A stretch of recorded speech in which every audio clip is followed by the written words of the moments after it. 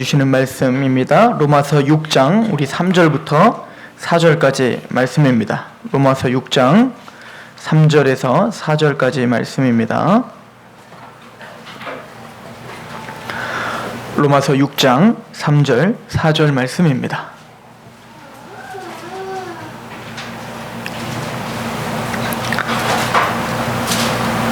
다 자신은 좀 있고 우리 한 목소리로 같이 봉독하실 때 하나님의 음성으로 믿고 봉독하시길 소망합니다. 3절 4절 시작. 무릇 그리스도 예수와 합하여 세례를 받은 우리는 그의 죽으심과 합하여 세례를 받은 줄을 알지 못하느냐? 그러므로 우리가 그의 죽으심과 합하여 세례를 받음으로 그와 함께 장사되었나니 이는 아버지의 영광으로 말미암아 그리스도를 죽은 자 가운데서 살리신 것 같이 우리로 또한 새 생명 가운데서 행하게 하려 함이라. 아멘. 잠시 기도합니다. 하나님, 오늘 말씀 중에 거하실 하나님을 기대합니다. 우리의 마음을 여시옵소서. 주의 거룩하신 말씀을 우리의 마음판에 인쳐주시고 조명하여 주셔서 하나님의 말씀을 말씀답게 선포하게 하시며 듣게 하시옵소서. 이 귀한 예배 가운데 주님의 강한 임재가 있을 줄 믿으며 예수님의 이름으로 감사하며 기도하옵나이다. 아멘. 오늘 말씀은 세례 그 감격스러운 연합이라는 제목으로 말씀을 전하려고 합니다. 여러분들 거의 세례를 받으신 분들이 많이 계시죠? 저는 중학교 1학년 때 받았어요. 보통 유아 세례를 장로교, 감리교는 이 유아 세례가 있잖아요. 유아 세례를 받지 않게 되면 이제 중학생이 되어서 받게 하죠. 그래서 학습 6개월 그리고 세례교인 이렇게 하는데, 제가 세례 받았을 때를 기억해 보니까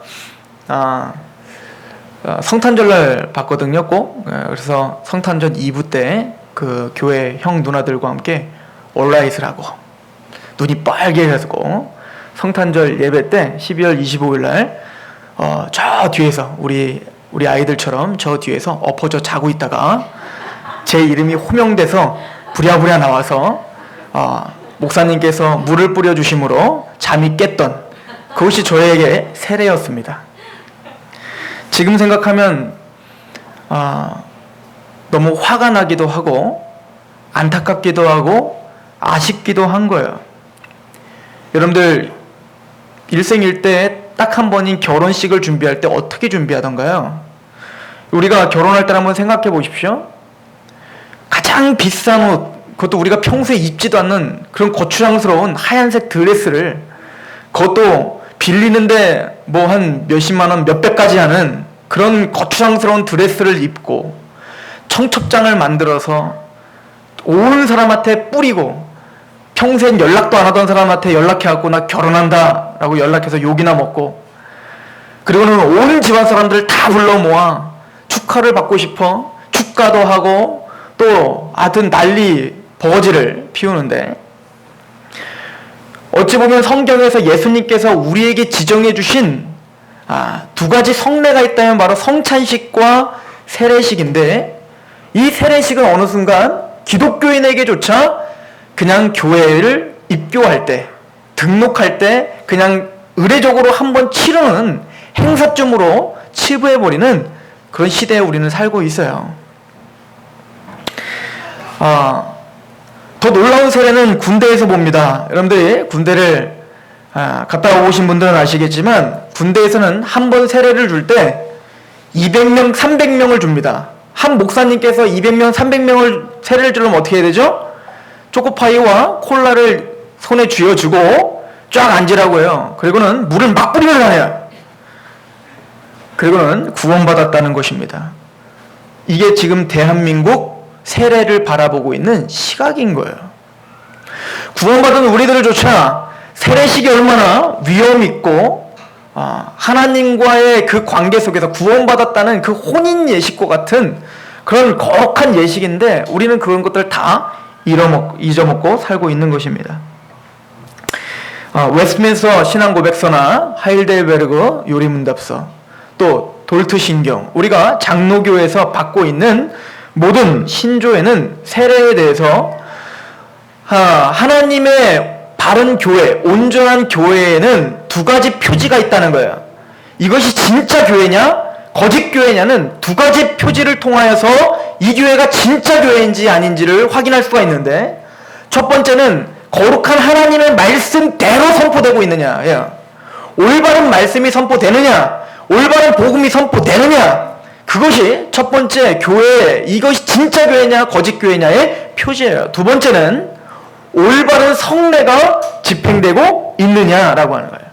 이 얘기는 세례식이 있느냐 성찬식이 있느냐가 아니라 모든 교인들이 그 세례식과 성찬식을 올바른 의미를 가지고 올바르게 가르쳐 그 사람들이 그런 마음과 감격을 갖고 그 성례식에 참여하느냐, 이것이 올바른 교회 표지라고 종교개혁자들은 정했어요. 그렇다면 우리가 지금 이 교회가, 그리고 내가 하나님 앞에 올바른 교회인지 올바른 성도인지는 두 가지를 통해서 확인한다는 거죠. 내가 올바른 말씀에 그렇게 집착하며 살아가고 있는지, 올바른 복음을 알고 그 복음 앞에 내가 그렇게 살아가고 있는지, 아니면 또 하나는 뭡니까? 내가 그 성례를 참여할 때, 내가 직접 참여하건 누군가가 참여할 때 그 성례에 함께 동참하는 마음, 성경적인 그 감격과 그 위엄 있으신 하나님의 그 약속을 의지하는 마음이 내 마음에 있으며 그 성례를 참여하고 있느냐, 이것은 대단히 중요한 것이다 라고 말하고 있는 거지요. 물론 모든 구약의 의식법은 다 폐지됐죠. 유월절이랄지 제사법이랄지 안식일이랄지 먹는 거 부정한 거 정한 음식, 이 모든 의식법은 예수 그리스도의 십자가 사건으로 다 폐지가 되었어요. 골로새 2장에 보면 먹는 것과 마시는 것과 월삭이나 모든 절기와 안식일로 인하여 너희를 평론치 못하게 하라. 이 모든 것들은 그림자이나 참 형상이 올 것이요 그 형상은 바로 예수 그리스도시다. 예수님이 오심으로 그 모든 의식은 다 없어져 버렸어요. 그런데 모든 의식을 십자가로 폐하신 예수님께서 두 가지 의식을 우리에게 약속하셨어요. 그게 뭡니까? 바로 성찬과 세례. 그러므로 오늘 이 세례에 대한 설교는 대단히 중요한 설교가 되는 거예요. 여러분들이 평생을 신앙생활하면서 내가 진짜 참 교회가 되기 위한 원동력이요 발판이 되는 것이 바로 오늘 설교가 될 줄로 믿습니다. 마태복음 28장 19절에 보면, 그러므로 너희는 가서 모든 민족을 제자로 삼아 아버지와 아들과 성령의 이름으로 세례를 베풀고 라고 말합니다. 자, 순서가 어떻게 됩니까? 세례를 주고가 먼저가 아니고, 세례 주고 그리고 난 다음에 제자 삼아라가 아니라 먼저 뭘 삼아라? 제자를 삼아 세례를 주는 거예요. 그러므로 아무나 세례를 받는 것이 아닌 거예요. 세례는 그냥 교회 나오면 무조건 주는 게 아닙니다. 이제부터는 교회 세례식을 받아야 그래도 뭔가 이 결속력이 생기기 때문에, 무슨 로타리 클럽 참여할 때 회비를 내고 거기 명단이 딱 올라가야 그때부터 뭔가 내가 로타리 클럽 회원이구나, 이런 어떤 내가 소속감, 단순히 소속감을 갖기 위해서 세례식을 주는 게 아니란 말입니다. 또한 우리가 세례식을 받지 않으면 성찬식을 받지 못해요. 떡과 포도주 먹고 싶어서 세례를 받는 게 아니란 말이에요. 저도 근데 세례식 왜 받고 싶었는지 아십니까? 어렸을 때 성찬식 하는데 어른들 다 먹는데 나는 안 주는 거예요. 세례가 받고 싶더라고요. 그건 잘못된 세례 의식인 거죠. 분명히 말합니다. 그러므로 너희가 가서 모든 민족으로 제자를 삼아야 돼요. 즉 예수님의 제자에게 세례를 베푸는 거예요. 제자는 누굽니까? 배우는 사람들인 거예요. 하나님의 복음을 배우고 그 말씀을 배우고 그 말씀대로 그리스도를 따라가는 사람이 제자예요. 예배를 드리고 예배를 사모하고 하나님의 말씀대로 예수님이 사셨던 그 삶대로 살아가려고 내가 결단합니다가 바로 세례를 받을 수 있는 자격이 있는 사람들인 거예요. 마가복음 1장 4절에 세례 요한이 광야에 이르러 죄사함을 받게 하는 회개의 세례를 전파하니, 이 세례를 무슨 세례라고 합니까? 회개의 세례라 라고 표현하고 있죠. 이 얘기는 뭐냐면 회개가 동반된 사람인 거예요. 내가 죄인인 걸 깨달아 하나님 앞에 나는 스스로는 살아갈 수가 없는 자입니다.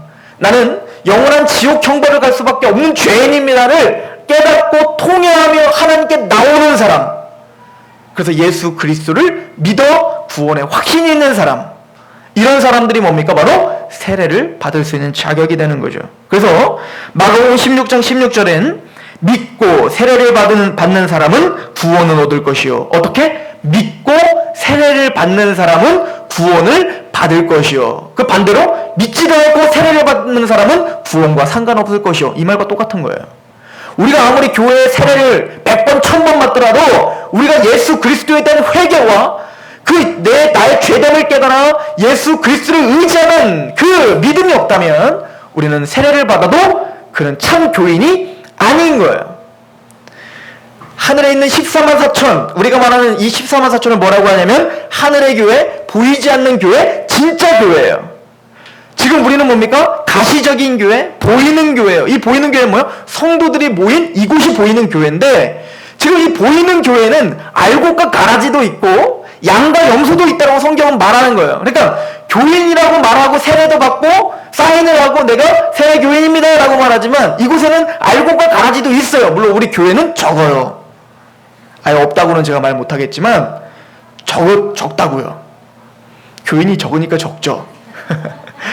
그러나 복음이 제대로 있기 때문에 적어요. 저는 알고 있어요. 우리 귀한 성도님들이 복음 가운데 구원의 확신이 있는 걸 믿습니다. 그리스도에 대한 바른 이해와 그분을 본받고자 기꺼이 따르는 사람들, 이런 사람들이 바로 세례를 받을 수 있는 자격이 되는 것입니다. 그래서 구약에는 이 예수님이 정하신 두 가지 이 성례는 뭐라고 했습니까? 성찬식이죠. 이 성찬식은 어떤 의미를 내포하고 있냐면 구약의 유월절과 같은 의미를 내포하고 있어요. 즉 구원입니다. 구원을 주신, 즉 그 어린 양을 잡아 문설주에 바를 때 죽음의 신이 넘어간 것처럼, 즉 예수님의 거룩하신 그 살과 피가 찢기셔서 우리가 죽음에서 넘어갔습니다 라고 하는 구원, 그 복음의 의미를 담은 것, 유월절의 의미를 담은 것, 이것이 뭡니까? 성만찬이라면 이 세례는 뭘 의미하는 걸까요? 할례를 말하는 거예요. 육적인 이스라엘 백성들은 할례를 받지 못하면 육적 이스라엘 백성들에게 들어갈 수가 없어요. 이방인들이란 말이에요. 그런데 이방인들일지라도 할례를 받으면 이스라엘이 돼요. 그래서 이스라엘이라고 하는 그 하나님의 교회에 들어가기 위해선 반드시 뭘 받아야 됩니까? 세례를 받아야 돼요. 그러나 할례에도 두 가지 할례가 있어요. 의식적인 할례가 있고 마음의 할례가 있는 겁니다. 의식적인 할례는 단순히 남자의 표피를, 생식기의 표피를 제거함으로 이제부터 내가 태어난 것은 사람과의 어떤 사람의 노력과 힘으로 내가 태어난 게 아니라 난 이제 누구의 사람이라는 거예요? 이 땅의 사람이 아니라 하나님의 사람입니다를 고백하는 게 할례인 거예요. 그런데 그런 표피를 제거하는 것이 진짜 할례가 아니라 성경은 뭐라고 하냐면 마음의 할례를 받아라 라고 말합니다.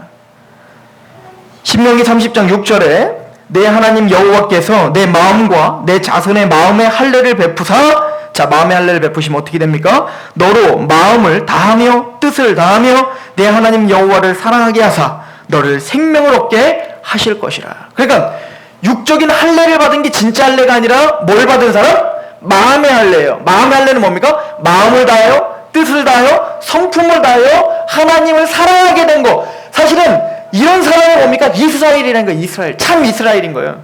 그래서 나는 하나님을 이렇게 마음을 다하고 성품을 다하고 뜻을 다하여 사랑합니다. 나는 이렇게 마음의 할례를 받은 사람입니다를 표하기 위해서 뭡니까? 육적인 할례를 한 거예요. 마찬가지로 세례에도 두 가지 세례가 있는 거예요. 첫 번째는 뭡니까? 그냥 물 세례가 있는 겁니다. 오늘 받게 될 물 세례가 있는 거고, 진짜 세례는 뭡니까? 바로 마음의 세례, 즉 성령 세례가 있는 거예요. 이건 뭡니까? 누가 주시는 거예요? 예수님이 주시는 세례, 성령님을 통하여 주시는 세례. 이 성령 세례를 받은 사람이 뭡니까? 물 세례를 받을 수 있다는 거예요. 내가 진실로 진실로 너에게 이르노니 내 말을 듣고 나 보내신 하나님 믿는 자는 영생을 얻었고 심판에 이르지 않아 사망에서 생명으로 옮겼느니라. 이 약속을 믿어. 이 약속의 말씀을 들었을 때 성령님의 인치신 자, 내가 진실로 진실로 너에게 이르노니 물과 성령으로 거듭나지 아니하면 하나님 나라에 갈 수도 없고 볼 수도 없느니라. 즉 거듭남, 하나님의 그 십자가의 사건이 내 것으로 믿어지는 것, 이것이 뭡니까? 바로 마음의 할례예요. 이게 바로 성령 세례예요. 이게 바로 거듭남이에요. 이 거듭남에 체험이 있는 사람이 뭡니까? 예, 맞습니다. 나는 십자가에서 이미 죽었습니다. 예수님이 십자가에 죽으셨을 때 죄악 덩어리였던 나, 영원한 지옥에 갈 수밖에 없었던 내가 예수님의 십자가에 같이 못 박혔습니다. 그리고 예수님이 십자가에서 부활하셨을 때 내가 그것을 믿음으로 나도 하나님 앞에 살아난 자요, 영생을 얻을 자요, 하나님의 백성으로 나는 다시 태어났습니다 라고 고백하는 자, 마음으로 믿어 의에 이르고 입으로 신하여 구원에 이른다. 즉 이것을 많은 사람들 앞에서 공공연하게 뭡니까? 선포할 수 있는 자, 이런 사람들이 바로 마음의 할례를 받은 자요, 구원받은 자요, 또 성령 세례를 받은 자입니다. 그래서 성경에는 많은 사람들이 세례 받는 장면이 나오는데 모두가 다 100% 뭐냐면 회심의 경험이 있는 사람들에게 세례를 베풀어요. 사도행전에 보면 에디오피아 내시가 있을 때 빌립이 그 에디오피아 내시에게 복음을 전합니다. 그래서 에디오피아 내시가 복음을 듣고 믿으니까 바로 어떻게 합니까? 빌립이 데려다가 이방인이지만 바로 물세례를 주는 장면이 나오죠. 또 백부장 고넬료는 베드로가 가서 복음을 전하니 그 복음 앞에 뭡니까? 성령님이 인쳐주시는 걸 보고, 와, 우리에게 성령님이 임하는 걸, 성령이 임한 것과 똑같이 임하더라. 요한은 물로 세례를 베풀지만 몇 날이 못돼 성령으로 세례를 받으려 한 말씀이 깨달아지더라. 즉 뭡니까? 성령 세례 거듭남의 역사가 일어나니까 바로 이 고넬료 온 가족들을 어떻게 합니까? 내가 세례 주는 것을 누가 맡겠느냐? 왜? 이미 성령 세례를 받았는데 누가 이들을 세례 받는 것을 맡게 하겠느냐라고 물세례를 주는 장면이 나와요. 빌립보 관수들도 마찬가지죠. 바울이 옥문이 막 다 무너지고, 그러니까 빌립보 관수가 나 어떻게 하면 좋습니까?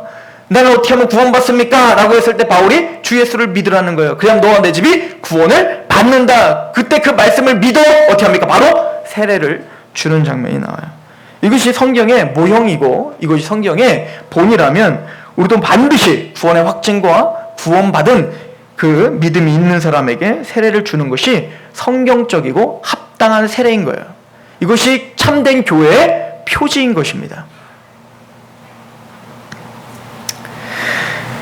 세례의 방법은 사실은 두 가지 방법이 있죠.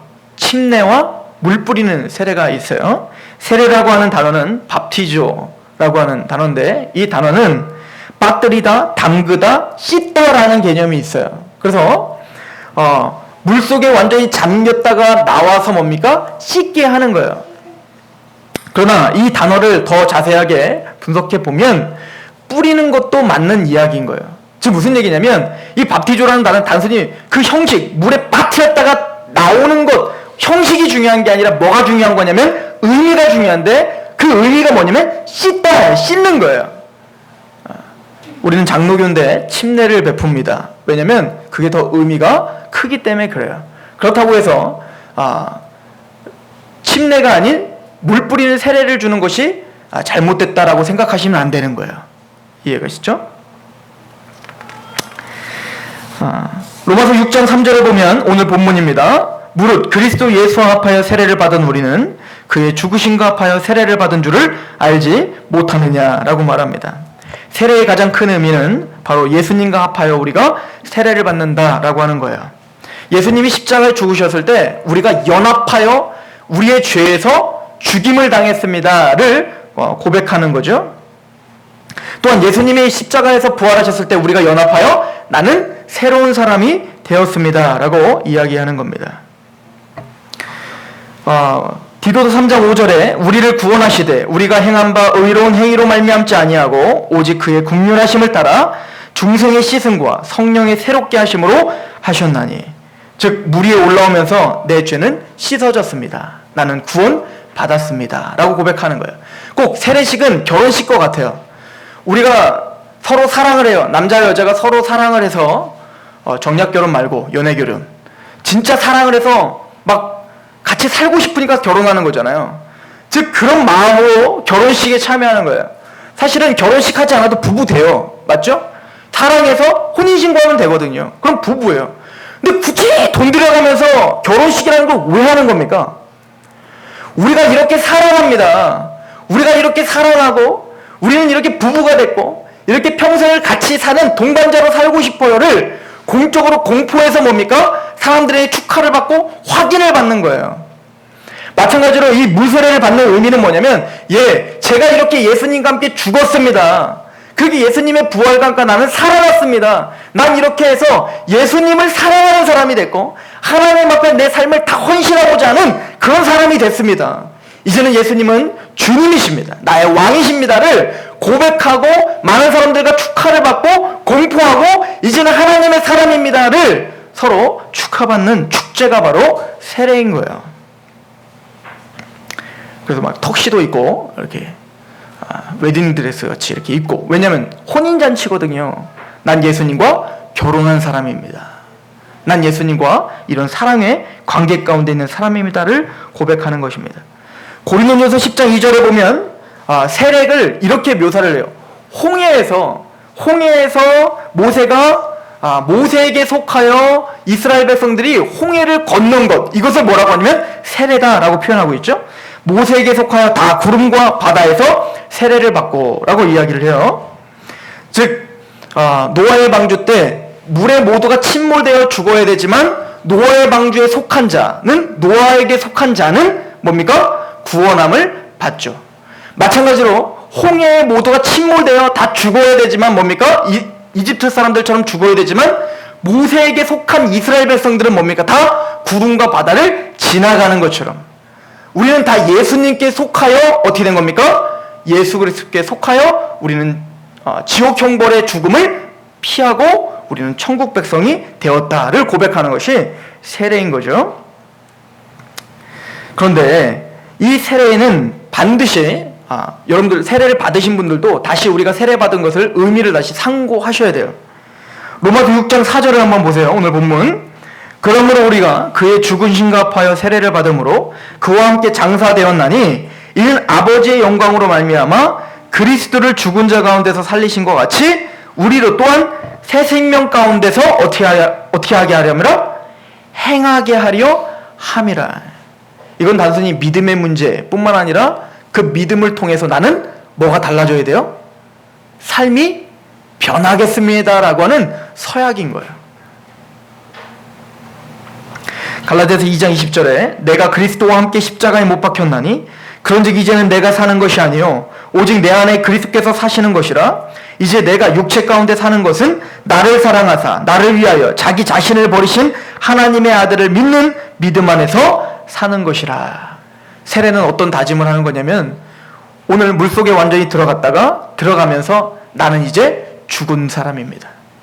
갈라디아서 뭐라고 써있냐면 내가 그리스도와 함께 십자가에 못 박혔나니, 단순히 내 죄만 씻어지고 내 죄만 없어진 게 아니라 뭐가 같이 십자가에 못 박혔다고요?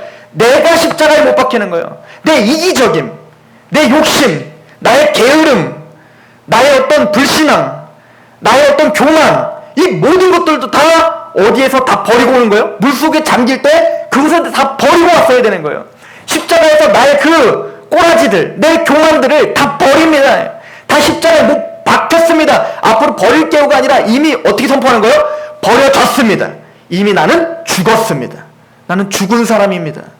그리고 뭡니까? 나는 예수님과 함께 살아나 예수님이 행한 대로, 예수님이 말씀한 대로, 예수님의 신앙대로 그렇게 살아야 합니다를 하나님 앞에 서약하는 자리, 이것이 세례예요. 그러니까 사실은 세례는 대단히 무거운 자리인 거예요. 그리스도가 교회의 머리 되심을 인정하고 교회에 헌신하기로 서약하는 것입니다. 성경에는 예수님은 이 교회의 머리시라라고 말합니다. 그럼 우리가 그 머리 되시는 예수님 앞에 순복할 수 있는 방법은 뭘까요? 하나님은 모든 교회들이, 모든 성도들이 머리 되시는, 예수님의 머리 되시는 이 지체로, 이 교회의 지체로 우리를 불러주신 거예요. 그러면 우리를 다 어디에 순복하기를 원하는 거예요? 우리의 주님 되시는 예수님 앞에 순복하는 방법은 교회에 헌신하는 것입니다. 고린도전서 12장 13절에 우리가 유대인이나 헬라인이나 종이나 자유인이나 다 한 성령으로 세례를 받아 한 몸이 되었고 또 다 한 성령으로 마시게 하셨느니라. 여러분들이 모두가 다 그 한 성령님에 의해서 성령 세례를 받아 구원함을 받은 사람들이죠. 그래서 사도 바울은 그것을 너무나 잘 알았기 때문에 참 세례의 의미를 알았던 사도 바울은 골로새서 1장에 이렇게 고백을 합니다. 우리 같이 한번 찾아보세요. 골로새서 1장 24절인데요.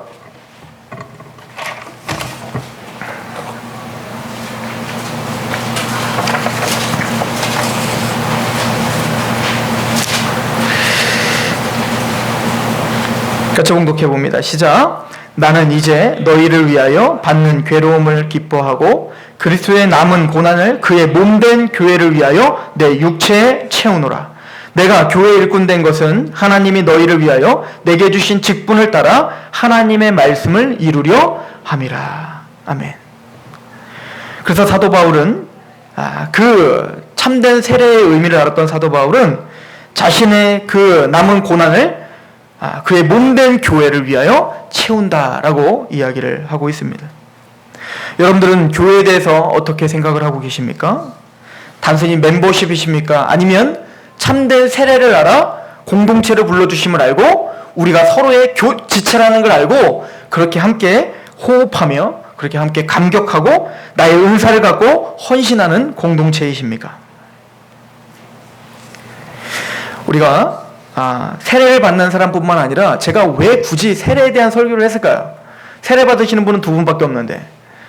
왜냐면 세례를 받으시는 분만 아니라 우리 교회 공동체가 모두가 다 세례의 의미를 알아 세례를 받을 때 똑같은 마음을 품고 있어야 돼요. 자, 보세요. 이스라엘 백성들이 모세에게 속하여 홍해를 건널 때 한꺼번에 건넜어요? 따로따로 건넜어요? 한꺼번에 건넜죠? 자, 여러분들은 구원받고 세례받은 것이 같은 날짜에 함께 받았어요? 아니면 따로따로 받았어요? 따로따로 받았죠? 그 얘기는 여러분들이 따로따로 받은 것 같지만 사실은 하늘에서 하나님이 보시기엔 다 예수님과 함께 어떻게 한 거예요? 그리스도께 속하여 한꺼번에 건넌 거와 똑같은 거예요. 우리는 육체를 갖고 있는 시간 속에서 살고 있어서 2011년에 받았어. 우리는 뭐 1900년대에 받았지. 난 유아세례 받았는데 이렇게 따로따로 말하고 있지만 하나님이 보시기엔 천년이 하루 같고 하루가 천년 같은 하나님 보시기엔 우린 다 예수님에 속하여 한꺼번에 홍해를 건넌 사람들이란 말이에요. 이해가십니까? 자, 이 얘기는 뭐냐면 홍해를 한꺼번에 건넜을 때 자, 물론 시간차는 있겠죠? 먼저 모세가 제일 먼저 건넜겠죠. 모세가 딱 건너서 홍해를 딱 건넌다면 얼마나 큰 감격이 있었을까요? 기가 막히지 않을까요? 우와, 이 홍해가 갈라졌어. 이 홍해가 갈라져 내가 목숨을 구했단 말이야. 그런데 지금 봤더니 계속 이스라엘 백성들을 어떻게 하고 있어요? 계속 건너오고 있는 거예요. 그리고 그 건너오는 사람들을 보면서 또 어떤 마음이 들었을까요? 같이 감격하지 않았을까요? 건너오는 사람과 같이 끌어올랐지 않았을까요? 감격했지 않았을까요? 왜요? 똑같이 모세에게 속하여 함께 홍해를 건넜기 때문에 그 감격이 뭔지를 알기 때문에 그런 거예요. 무슨 얘기냐면 세례식 때 우리 모든 성도는 다 뭡니까? 다시 구원의 감격을 생각하셔야 되는 거예요. 그렇지. 나도 저렇게 건넜지. 오늘 문답을 할 것입니다. 문답을 할 때 그 문답 내용을 잘 눈여겨보셔야 돼요. 보시는 게 아니라 귀로 들으셔야 돼요. 왜냐면 그 문답 내용들을 잘 들으시고 우리 성도들이 아멘, 네, 제가 서약합니다. 예, 내가 믿습니다라고 고백을 할 때 세례를 이미 받으신 분들도 같이 마음으로 같이 대답하셔야 돼요. 나도 믿고 있다. 나도 서약한다. 그리고 한 마음으로 그렇게 세례식에 참여하셔야 될 줄로 믿습니다. 저는 우리 상록교회가 참된 교회이길 소망합니다. 바른 말씀과 복음이 선포되어 구원의 감격을 주고 그리고 한 마음과 한 뜻이 되어서 그렇게 연합이 되는 그런 교회이길 소망합니다. 오늘 세례식을 통하여서 다시 구원의 감격을 회복하시길 소망합니다. 예수 그리스도의 이름으로 우리가 그렇게 예수님의 이름으로 그렇게 우리가 세례를 베풀 때 그렇게 하나님 앞에 감사가 감격이 있으시길 축원합니다. 기도하겠습니다.